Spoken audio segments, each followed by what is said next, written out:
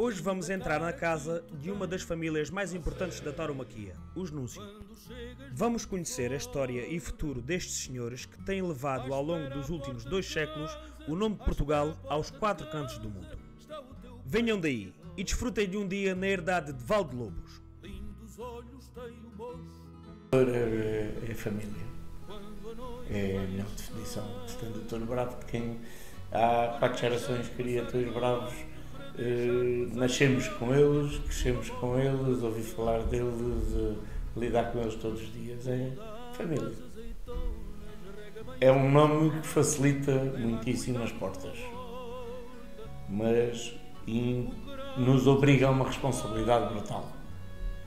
Portanto, como é que eu vou explicar? Uma pessoa que comece de novo neste meio é um meio difícil de entrar. Uma pessoa que já esteja neste meio é um meio difícil de se manter. Porque não é só ter as portas abertas pelo apelido que se tem. É o manter, respeitar e honrar todo o trabalho das gerações todas anteriores que passaram por aqui, e isso todos sabemos que não é muito fácil ter touros bravos, lidar touros bravos hoje em dia, na conjuntura atual que temos. Também temos a dificuldade de perceber que temos que enfrentar esse desafio, porque não vamos deitar para baixo a honra e o trabalho que todas as gerações tiveram atrás.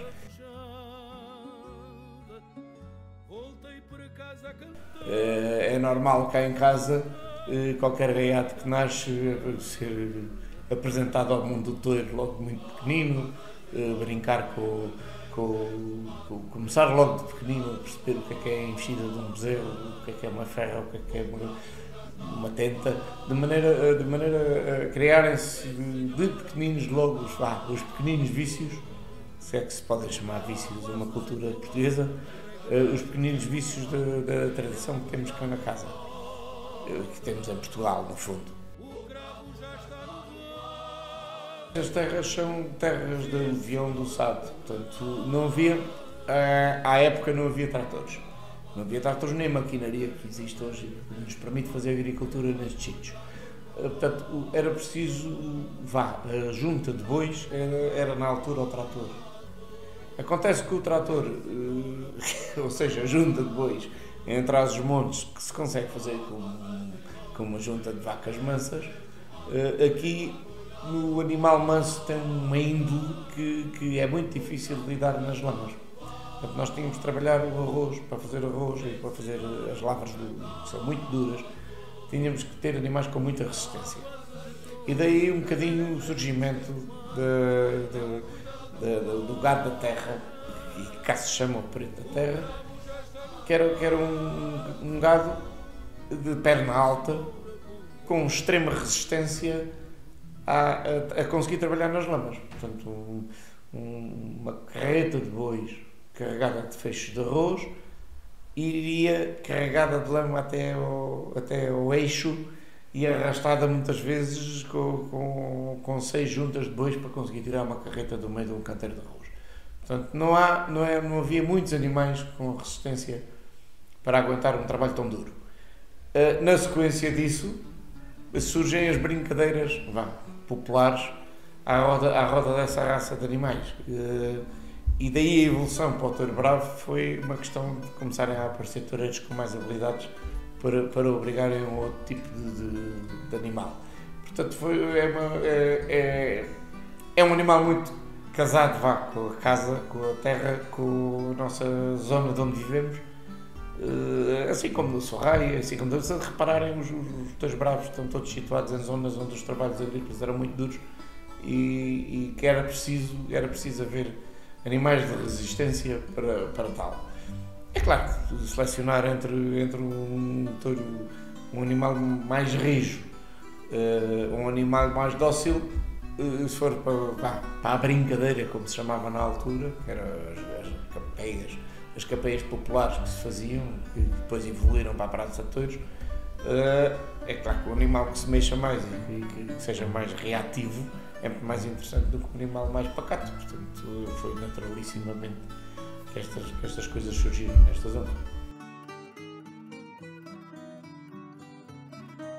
Então, a razão é simples, muito simples. Primeiro, ninguém que queira entrar de novo com uma ganaderia vai buscar um encaste complicado. Não vou chamar complicado, não quero chamar nomes aos colegas nem pensar, mas há encastes e encastes, e como se sabe, há os encastes também de moda. E na altura o encaste de Moruba era um encaste de moda. Era o encaste que o António Ordonhas historiava e era o encaste preparado para humilhar, para percorrer a muleta até ao fim e para permitir também algum desenvolvimento do toureio ao ponto que chegámos hoje. Portanto, a razão do meu avô ir buscar o melhor que havia só revela um bocadinho de inteligência à época, acho eu. A razão de insistirmos nesse encaste pode-se chamar carolice, pode-se chamar o que quiser, mas é um gosto enorme conseguir chegar com um encaste puro, que às vezes demora muitos anos a conseguir encontrar uma linha de continuidade e que nos permita ter um animal com as características que andamos à procura na festa, e insistir em melhorar a partir do que há e a partir do que há e a partir do que há, não cedendo à tentação fácil de chegar e cruzar isto tudo com outros encastes que mais facilmente dariam um resultado mais próximo facilmente. Eu aprendi com o meu pai que tivemos um ano que mandámos 5 tentadeiros para o talho. Não se aproveitou um único animal de semental. E a vacada ia envelhecendo e não acertávamos no semental. E chegávamos aos tentadeiros e ia tudo para o talho. Até que um dia há um touro de uma boa linhagem que era para ir para a Espanha, por acaso, não pôde ir na altura por qualquer razão, e que acaba por ser lidado em Reguengos pelo Rui Salvador. Foi um touro que foi o último touro da corrida, de um 15 de agosto em Reguengos, e o meu pai só me pisca um olho e diz: este fica. E esse touro veio padrear para cá, para Valdelobos, e deu os grandes sucessos que o meu pai teve em Espanha. Vieram todos de origem desse touro que repôs 5 tiaras inteiras que tinham ido para o talho por não servirem, mas por ser uma pessoa que insistia e conhecia muito bem a genética e gostava muito da genética do touro bravo, e acertou nesse momento, e pronto, tivemos os triunfos que tivemos em Espanha nos anos 90, no fundo foi o corolário do Miradeiro, que estava já em fim de vida, e foi no fundo uma vida inteira à procura daquele momento. O meu pai morre, isto fica com os irmãos, e a ideia é continuar, evidentemente. Quando muda um ganadeiro, muda um ciclo, e as coisas tentam-se renovar, mas para mim, muito pessoalmente, a linha continua a ser a mesma. Conseguir outra vez, através do Moruba, raça pura, encontrar um ponto, e acho que o ano passado conseguimos dar mais ou menos esse passo em frente, e se Deus quiser as coisas vão se manter nos próximos anos. Tivemos a melhor temporada que alguma vez tivemos na vida cá em Portugal. Por isso onde há fadistas,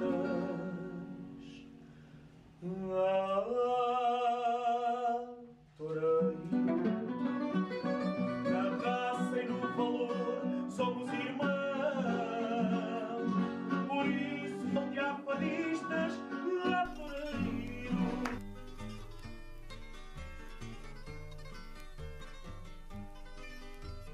Evidentemente que criar o gado que existia antes de entrarmos no encaixe de Moruba, portanto seria o gado chamado gado português,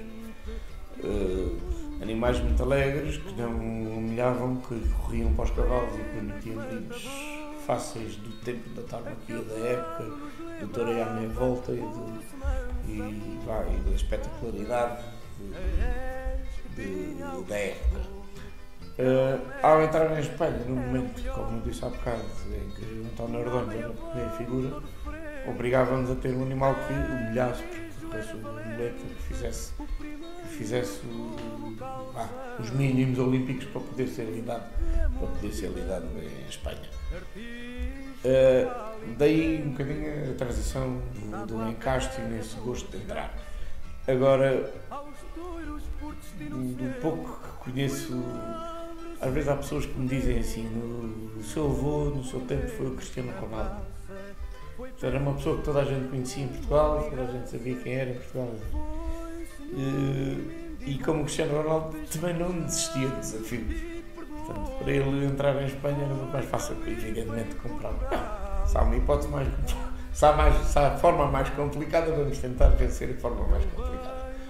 E a coisa correu bem também, que acreditava no encaste, acreditava nos conhecimentos que tinha na altura. As coisas correram lindamente em Valência, na Praça Primeira, que éramos obrigados a virar em Valência. E depois na apresentação em Madrid também correu bem. Depois, durante uns anos, as coisas não correram assim tão bem, porque o tipo de touro modificou-se muito. Portanto, começou a deixar de ser tão apreciado o encaste de Morugo, com os cornos menos ofensivos, mais cómodos, e a apreciar-se muito o touro que hoje se vê em Madrid, com muita lenha, como se costuma dizer. E a aposta continua a ser: não, o encaste é isto, tem estas características. Algum dia isto vai ser reconhecido, algum dia as pessoas vão perceber que cada encaste tem a sua forma de ser, e estar a transformar um encaste cómodo num encaste hipoteticamente incómodo para o público, vamos estragar o que está feito. Pegar no que existe, transmitir perigo ao público, mas sabendo os toureiros que conseguem torear. Acho que é o objetivo da tauromaquia, não, dos granadeiros como agentes de tauromaquia.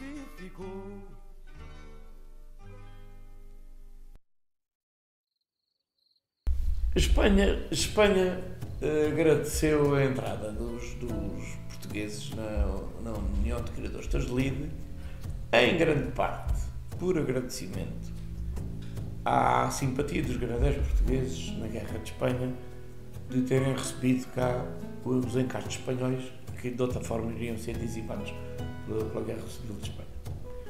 Portanto, quando os granadeiros portugueses manifestam a intenção de entrar lá dentro, há uma coleção de senhores, grandes senhores de Espanha, que eram os donos da União Criadores de Touros de Lide, que, sim senhor, à leia de agradecimento, nos deixaram, quando digo nos, deixaram os portugueses entrar numa união que se pretendia, só deles, no fundo, um gueto que se pretendia dominar a tauromaquia em Espanha. Pronto, enfim, as políticas mudaram-se, as coisas são diferentes hoje em dia, mas continuámos associados da União de Criadores de Touros de Lide durante esses anos todos. Mas o meu avô sempre disse uma coisa muito engraçada, que era: a gente está lá enquanto os espanhóis quiserem, porque não digo que os espanhóis não quiserem, inventam uma doença qualquer que a gente tem cá e nós deixamos de entender para lá. E depois que vaticinava que vinha a conversa das vacas loucas. Foi um desastre de negociação nacional portuguesa com Bruxelas. Foi um erro completamente ilegal espanhol. O que é certo é que se arrastou durante 6 anos e arrebentou-nos com o nosso mercado de uma ganaderia que estava a começar a ouvir-se falar em Espanha. Quando se falou de Salamanca, dos touros de Salamanca, do triunfo do Ortega Cano, portanto, a ganaderia estava-se a começar a falar, era uma ganaderia pequena, portanto nunca se poderia falar muito, mas começava-se a falar e começávamos a ter cartel, o que se chama de ter cartel em Espanha. E nessa altura, isto recuou tudo. 6 anos. Em 6 anos os toureiros que toreavam retiraram-se, os toureiros que lá estavam foram-se embora, vieram os toureiros novos, pronto, a gente já não conhecia a ganaderia, portanto haveria todo um trabalho para começar de novo. e a começar de novo. Não tem sido fácil, porque as coisas modificaram-se muito nos mercados ibéricos, então, nomeadamente ao nível de Torbravo, e principalmente porque vender touros morubos para a Espanha neste momento é para cavalo, e nós achamos que o touro morubo tem o seu lugar no tareia pé. E aguardamos. A aposta continua a ser, vamos esperando, há de chegar o dia e vamos conseguir chegar lá. E também acreditando que a moda dos quase mono-encastes em Espanha começa a desaparecer e se começa a apreciar os outros encastes que também existem, têm outras características, têm outras formas de lidar, que não sejam sempre o mesmo.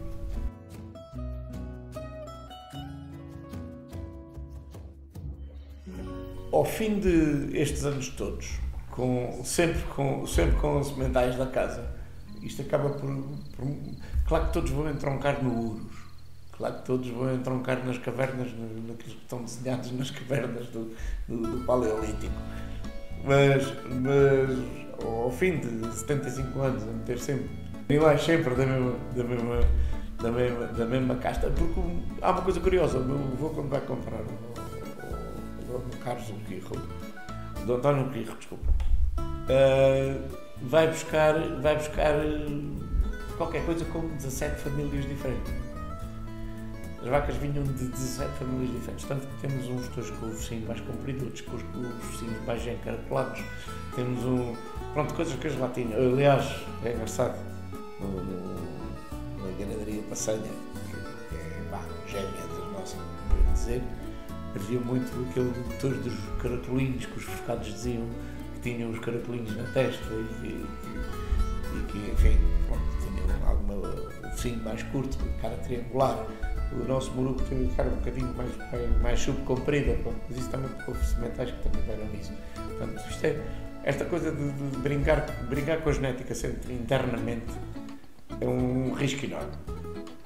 Graças a Deus, os estudos de consanguinidade dizem que não temos, porque as várias famílias que vieram logo de origem são muito dispares dentro do só que eu tenho, se olharmos para as listas das vacas que o meu avô compra ao seu Quirro, aquilo tudo entronca lá atrás na mesma coisa, mas depois há determinadas patamares, no fundo há patamares de família. Aliás, elas quando vieram com os livros das vacas traziam as mesmas famílias. E é engraçado, porque dessas famílias algumas, as piores vão desaparecendo naturalmente, mas ainda há 5 ou 6, dessas 17 que vieram, ainda há 5 ou 6 que se mantêm. E que entre elas, lá para trás, não têm nada de geneticamente em comum. E são engraçadas, à medida que nós vamos fechando, mas depois de repente sai um animal completamente diferente e que vai-se buscar e acaba por refrescar, sem querer, o seu próprio comportamento, acaba por vir a refrescar geneticamente a coisa. Portanto, o perigo da consanguinidade, daquele trabalho, às vezes, que se faz em Espanha, quase industrial, de este touro tem que fazer 1000 vacas e tem que fazer não sei quanto, não é a nossa política. Isto, aliás, é um romantismo, uma ganaderia pequenina, com 60 vacas. Brincamos com 4 sementais, tira um, mete outro, tal e não sei o que, vamos ver o que é que está.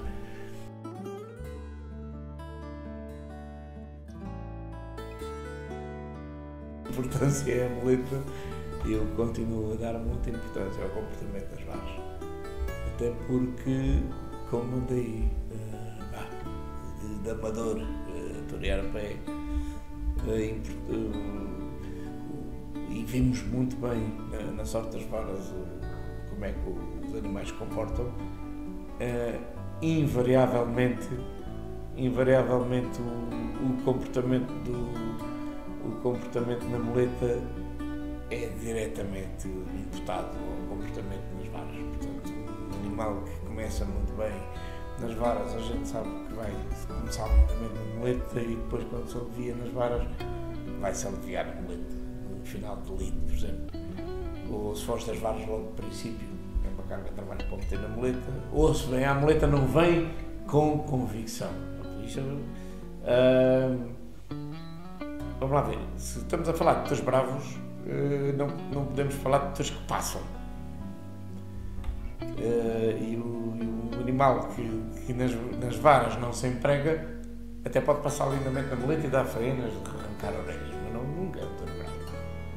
Eu aí sou um bocado arcaico, em consideração ao que se pensa, talvez hoje em dia. O que interessa é o espetáculo, o que interessa é o touro que deixa de levar passo e provocar faena e levar e cortar orelhas, sim senhor. Tudo isso muito bem, mas o toureiro também tem que ter algum bocadinho de trabalho. E o trabalho é meter um animal que parece que não vai ter essas características a comportar-se como tal. Transmitido com isso tudo, perigo ao público. Portanto, no dia que a emoção do perigo de haver a cornada não existir no público, quando andamos a estar aqui, portanto, tem que haver toureiros muito bem preparados, que saibam o que estão a fazer, e animais que se deixem torear pelos cânones de quem os está a torear e que transmitam ao público aquele perigo que pode em qualquer instante acontecer. E no dia que isto se acabar, acabou-se a emoção na festa.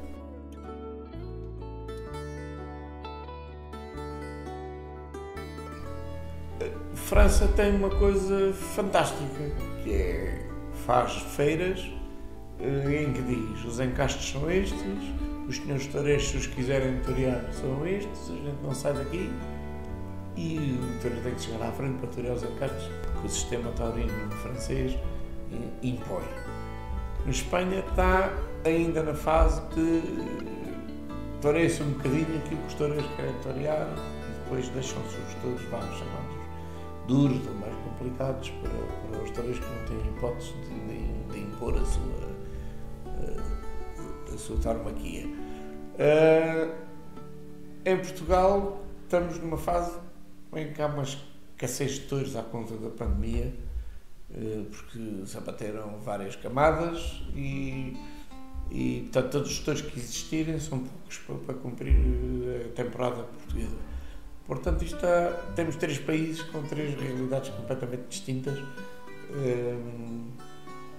e eu continuo a frisar, a nossa aposta vai ser chegar ao ponto em que vamos voltar a conseguir ir à Espanha, um bocadinho com a continuidade do trabalho do meu pai. Trabalho. Só trabalho. Não sabemos anunciar mais nada, só dedicação, trabalho, tentar fazer o impossível e mais uma vez honrar estas paredes e estes 300 anos de história que estou aqui dentro destas paredes e que nos acolhem todos os dias, e aos nossos amigos também. Se Deus quiser, a 6ª geração a despontar, a aparecer. Estamos todos contentes porque nasceu o neto do meu irmão José, o João Inácio, que é se Deus quiser, vai ser quem vai ajudar a continuar em família esta tradição tão bonita de criar touros bravos. Obrigado. Muito obrigado.